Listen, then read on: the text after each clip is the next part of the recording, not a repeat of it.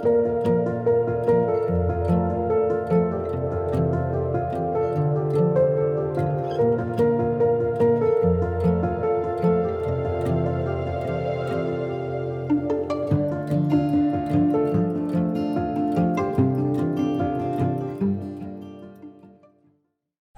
dia pergi akademia, si Jenny begini pergi peringkat antara bangsa, si Yogi jadi warrior, yang ini satu dia jadi pemimpin belia, kan enggak?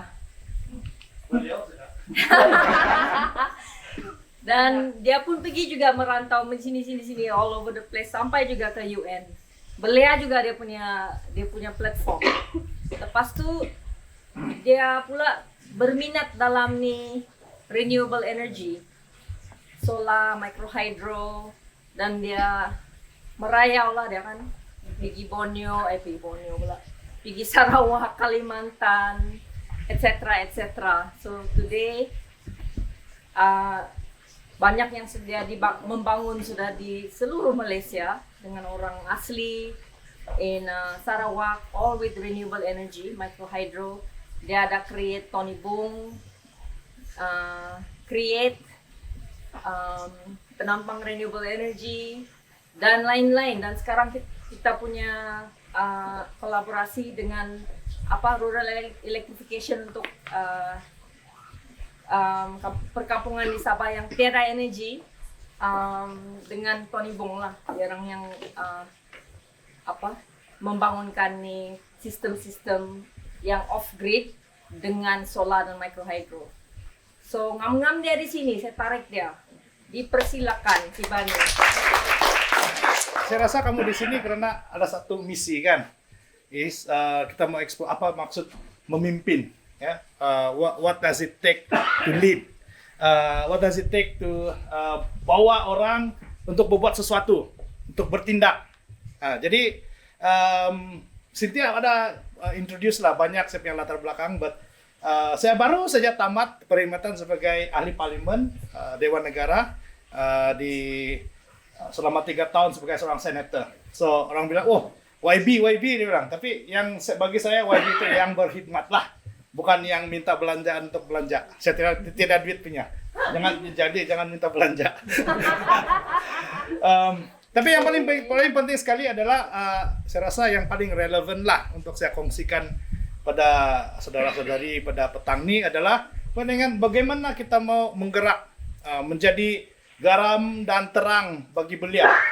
Sebab satu daripada isu yang paling besar bagi orang asal di Sabah, malahan di seluruh dunia ini adalah belia kita ini semakin hilang arah, hilang hala tuju. Tidak tahu apa mau buat. Bangun pagi, apa dia tengok? Game. Petang game, tengah hari game, malam game, chat, TikTok, apa benda. Dia orang tidak interested dengan apa yang berlaku dengan dunia. Dia orang tidak interested apa yang berlaku di jiran kita. Dan juga kebanyakan belia ini pun ada banyak kita panggil sikap tidak peduli. Kenapa tidak peduli? Sebab kebanyakan mereka belia ini sekarang sudah hilang harapan. Harapan bukan karena harapan itu untuk maju tapi motivasi untuk berbuat lebih baik daripada itu sangat sedikit. Insentif untuk berbuat sesuatu yang baik untuk society ataupun masyarakat itu sangat sedikit dia punya motivasi. Sebab pencuri pun kena lebih diangkat di negara ini. Kan? Sistem politik kita hancur. Demokrasi kita tidak lagi satu demokrasi yang betul-betul demokrasi, sebab kita pilih besok dia mengatak, kan? Jadi motivasi bagi orang muda ini dari segi kepimpinan, dari segi pentadbiran tuh dia tidak mampu dile. Yang penting saya punya circle saja. Tapi saya mau cerita sedikit lah, bagaimana saya bermula sebagai seorang belia yang ingin berbuat sesuatu untuk komuniti saya lah. So Cynthia ada sebut tadi nama Tony Bung. Okay? So Tony Bung ini sebenarnya diasas oleh beberapa saudara-saudara, kawan-kawan belia kami di kampung.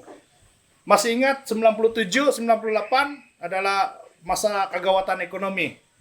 Bagi saya 97 merupakan juga hari pertama saya keluar daripada bangku sekolah ataupun tamat pengajian. Tamat pengajian terus harap-harap mendapat apa tuh kerjaan. Saya pergi belajar, mau belajar engineering. Wah, hadapan dulu masa di sekolah kita di apa tuh di candu minta kita ini dengan belajar kuat-kuat dapat apa tuh kerjanya dengan oil and gas, gaji 10.000 ke atas, jadi kaya raya, dapat bini yang cantik. Itulah bagaimana kita dicandu dalam apa tuh sistem pendidikan kita. Itulah hasilnya saya. Tapi apabila saya keluar 97, apa yang berlaku? Tidak ada kerja. Ada kerja sekejap, tapi 2 bulan, 3 bulan selepas saya dapat kerja idaman saya itu di Labuan, Sabashipnya tutup kedai. Dalam masa begini saja, apa yang kamu impikan, kamu sediakan diri itu daripada darjah 1 sampailah tamat tingkat apa tuh kamu punya pengajian university. Pop, 1 malam saja hilang kerja tuh. Jadi maknanya apa yang ada? What is it offered to you lah? So, saya balik kampung, saya ingat saya sendirian.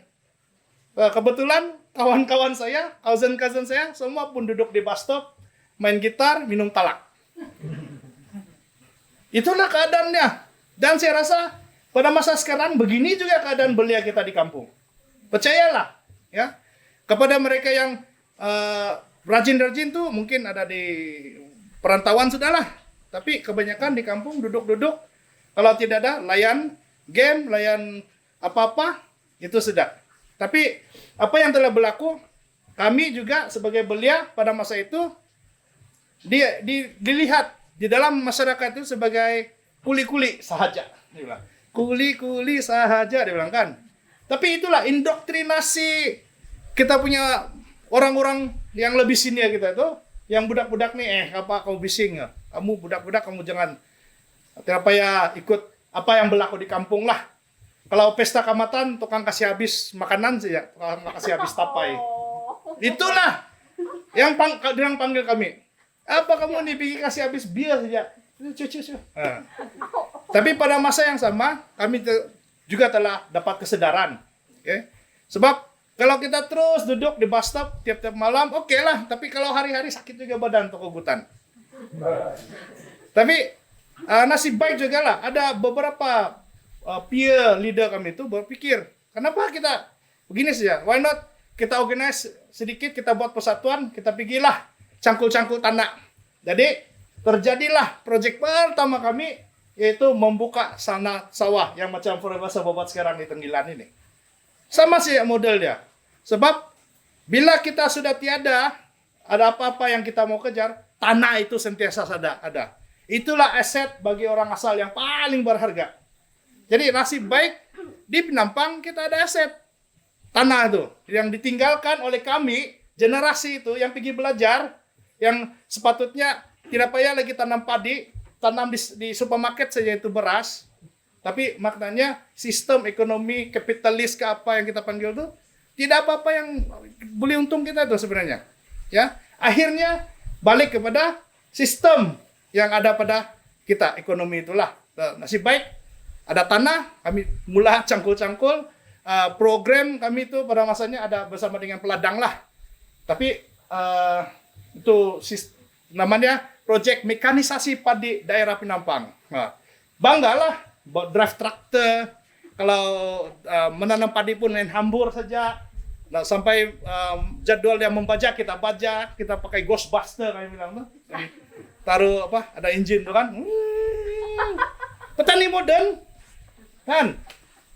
Musim pertama, bagus. Musim kedua, bagus. Tapi musim ketiga, tidak berapa bagus. Musim keempat, tidak lagi bagus. Kenapa? Sebab baru kami sadar bahwa sistem pertanian yang disuruh oleh peladang itu menjadikan tanah itu malas.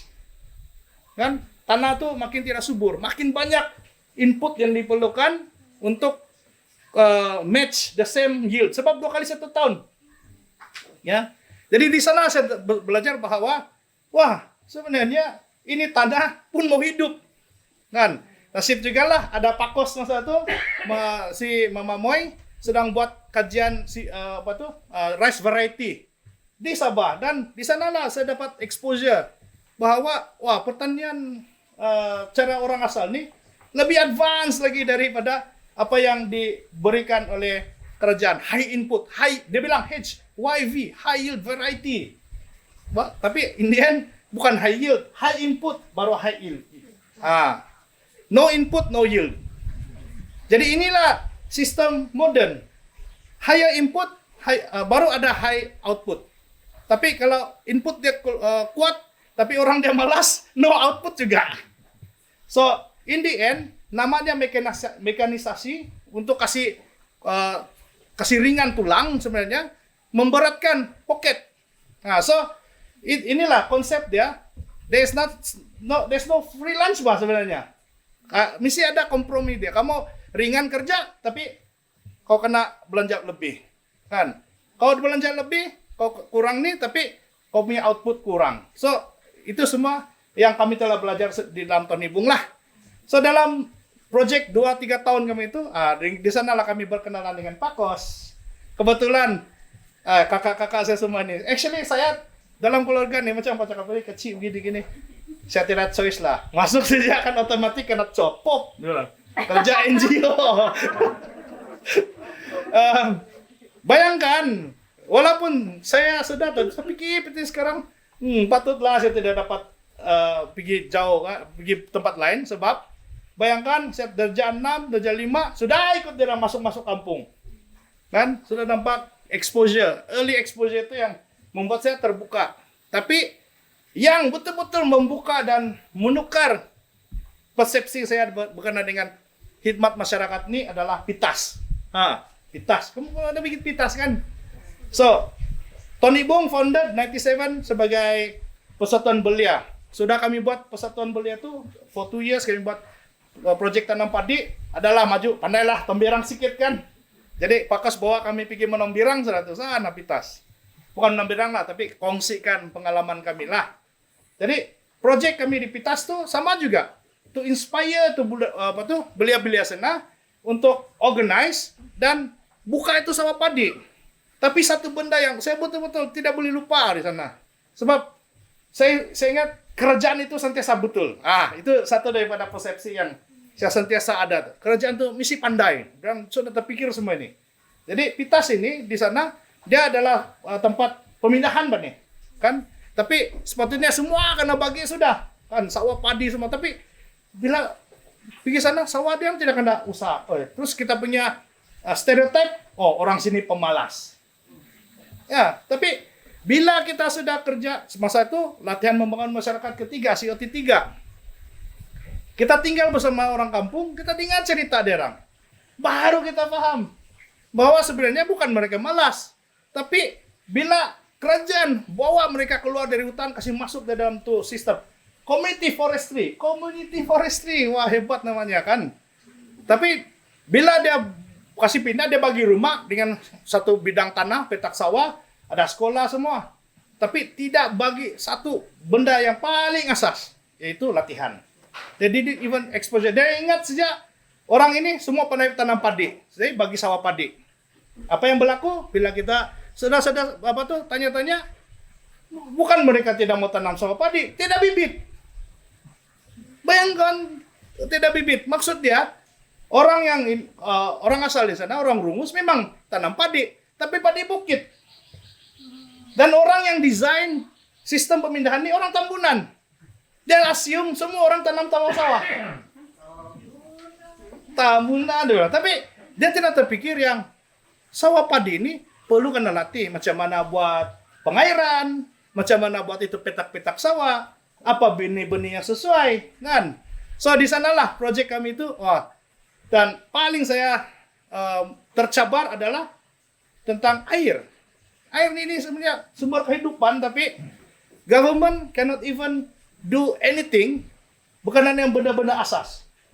Okay? Air. Walaupun air ada di sekeliling di PITAS, tapi tiada pipe gravity, tiada sistem. Sistem yang ada, orang tunggu hujan. Kan? Dan bila orang minta air, solution dia bagi tangki air. Kan, shortcut, senang tangki air. Jadi pandai-pandailah kamu. So that is the pemikiran yang ada. So kebetulan lah saya ini train sebagai seorang yang berpikiran teknikal kan. So systemic thinking, system thinking. Kau mesti tengok dari asas, dari sumber masalah itu, baru kau undur. What is the solution? Selalunya orang pikir solution dulu, baru mau kasih ngam dengan masalah itu. Bukan cara dia tuh. Cara dia adalah kamu mesti pergi dulu sana, tinggal sebenarnya rasa masalah itu, baru kamu dapat apa itu jawabannya. Apa yang diperlukan untuk selesaikan masalah itu. Kebanyakan di sini orang sudah nampak, oh ini mungkin inilah solusinya, bawa sana. Itu masalah dia. Dan inilah selalu pembangunan yang ada di kampung-kampung ini tidak ngam dengan pembangunan yang diperlukan oleh orang. Because it's never about the people's aspiration, bah. It's about somebody's want to sell something. Dia punya solution, kan? So, di sanalah saya balik dengan kawan-kawan di sana, apa yang kami belajar, buat renungan sedikit. Kami dapat simpulkan 3 perkara lah. Perkara pertama adalah we need to have satu tempat di mana orang boleh pergi belajar, latihan, kan? Dan tempat di mana information ada. Jadi itulah tercetusnya ide untuk create pusat inovasi ataupun innovative skills training center yang also known as Create Borneo lah sekarang. So that was 1999. Okay. Kedua, engaging dengan youths ni bukan pasal kamu pergi hai, lepas tu kita syok-syok dan menari-menari begini, yo macam tu kan. And then dia inspire untuk ikut kamu. Tidak. Youths always ask, what can I get from you? Kan? Apa yang saya boleh dapat daripada kamu? Kalau sekadar kamu janji bulan dan bintang, minta maaf lah. Banyak lagi itu yang bulan bintang dalam handphone. Yang boleh janji lagi bagus. So, macam mana mau inspire dia orang? So, actually, simple saja. Orang muda ini, dia mau explore. Okay? So, selagi kita boleh bagi opportunity untuk explore benda baru, mereka akan tertarik untuk begini. That's why, one of the things yang kalau kita mau engage dengan belia is, mari, bawa dia, kasih berani dia keluar daripada comfort zone dia. But it's not easy. Sebab semua orang ni kan syok bah, duduk di rumah, kan tidak mau buat apa. But itulah, we have to come up from comfort zone. That's why pusat latihan ini, a place where they can go and learn, is very important. That's why Innovative Skills Training Center tu. Ketiga is pool of people, kan? Dia mesti macam main pasukan, nak beli satu-satu orang. Sebab kalau main syok sendiri, satu-satu orang, tidak syok untuk ramai orang. So, youths always have this herd, bukan herd mentality lah, but herd, dia automatically, kalau dia ramai-ramai, dia lebih comfortable, safety in numbers, or joy in numbers. So, always like that. So, macam mana kamu mau, in the end, skill, paling penting is, how do you control the crowd? Kan? So, kita ni mesti jadi gembala. Macam tu jaga kerbau. Ya. Jadi bukan untuk belia tu kerbau saya bilang, tapi macam jaga kerbau lah. Mesti kau tengok kalau ada yang tidak berapa sehat kau punya apa tu? Kau punya panen kau bilang tu.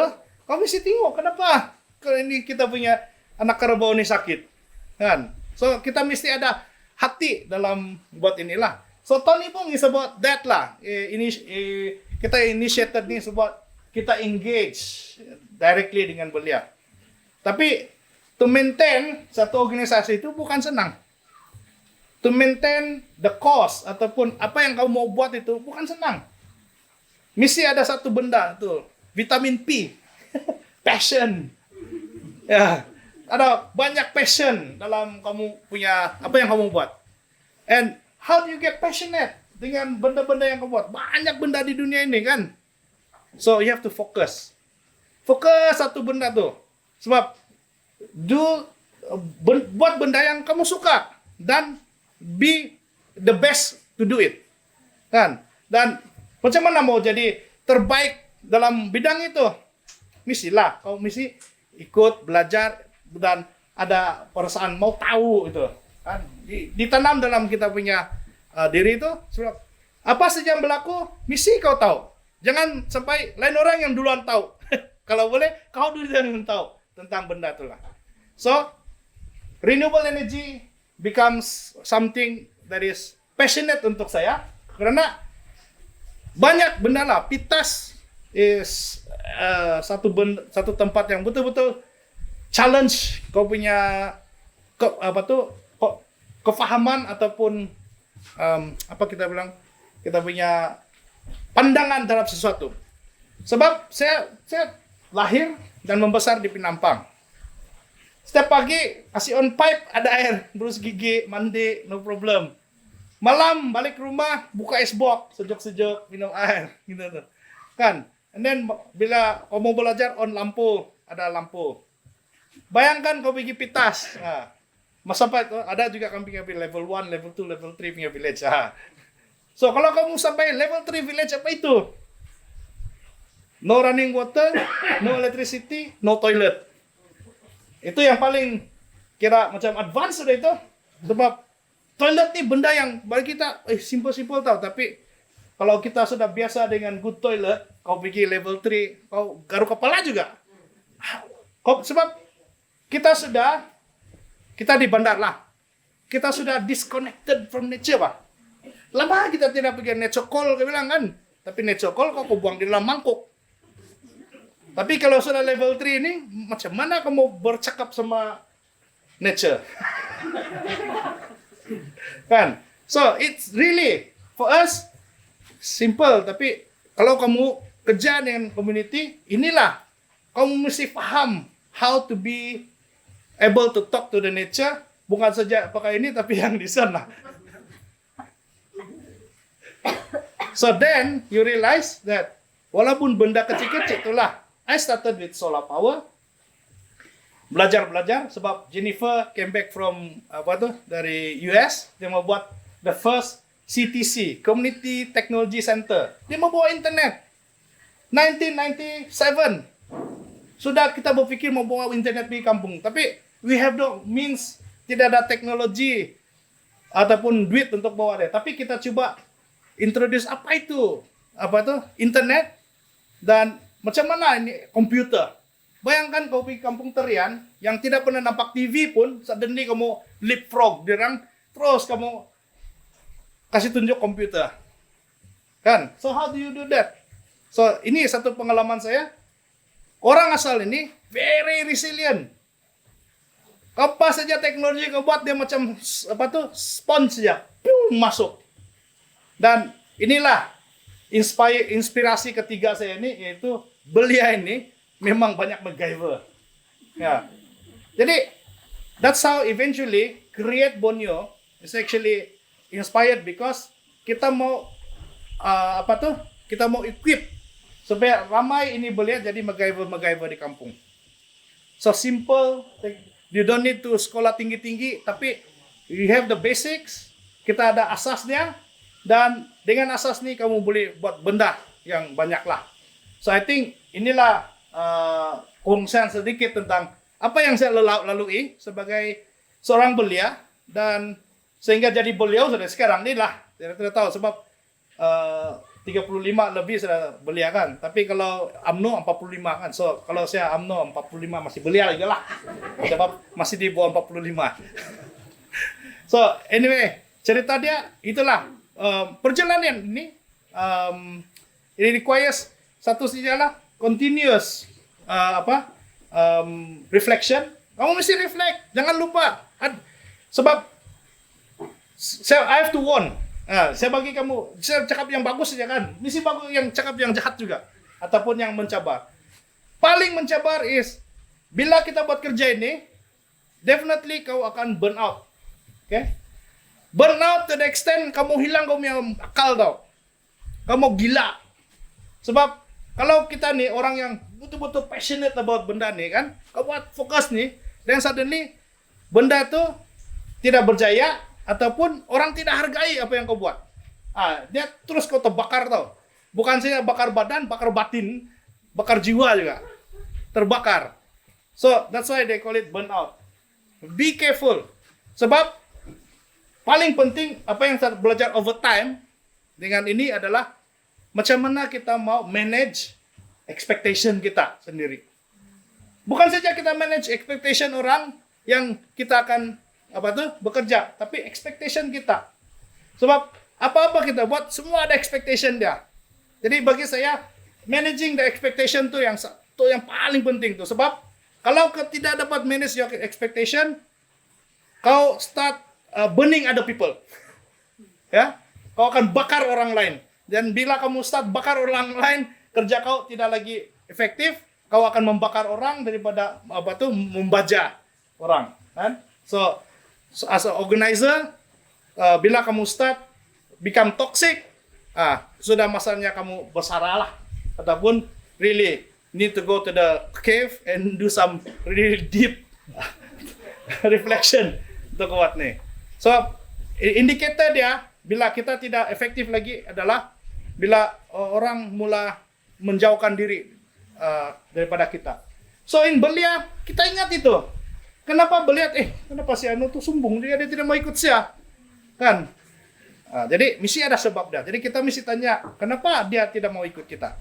So it's not easy to inspire youths, tapi selalunya inspiration datang daripada action kita lah. Okay? So saya sudah banyak cakap nih, terlebih sudah setengah jam. So saya boleh cakap berjam-jam. Tapi terlebih sudah, but I think hopefully dengan perkongsian pendek ini dapat memberi sedikit inspirasi untuk kamu berpikir dan mencari juga niche kamu sebagai seorang belia dan yang akan memimpin kumpulan-kumpulan kamu. Itu saja. Terima kasih. Macam mana mau timbul balik kalau sudah tenggelam? Timbul balik nih macam itu kayu, kan? Ada sebab kamu tenggelam. Either kamu sudah hilang kamu punya density ataupun angin kamu tuh, kan? Ataupun ada sesuatu yang tarik kamu ke bawah. Biasanya kita tenggelam sebab kita ditarik oleh sesuatu. Dan sesuatu itu adalah di dalam diri kita itu yang menarik ya. Selalunya bukan orang yang senang tuh mau tahu ada orang kasih jahat kamu ataupun apa. But paling susah is actually realizing that something in you is pulling you down. Which is actually bagi saya expectation itulah. So reflection dan juga kalau yang ada agama is prayers juga penting, rohani ini. Sebab kalau kamu tidak ada sesuatu untuk disandarkan, kamu tidak tahu. You have to have your anchor. Dan juga kompas, kan? Orang bilang ada moral kompas kita tuh balik lagi kepada kalau kamu macam tuh driftwood kan. Kalau kamu sudah terlari daripada tuh kamu punya perjalanan dulu ataupun kamu ditarik ke dalam nih, bila kamu timbul balik kamu mesti tahu di mana orientation kamu kan. So you always have to remember, go back as fast as possible. Di mana where did you start? Start thinking about macam kamu mula dulu. Jadi itulah boleh bawa kamu kepada track yang asal itulah. Serba sedikit saya selalu buat contoh. Sebab bila kita fail, we always have to go back. What is our mission in the first place? Kan? So once you understand, ini pula misi saya. So di sanalah kamu start baliklah.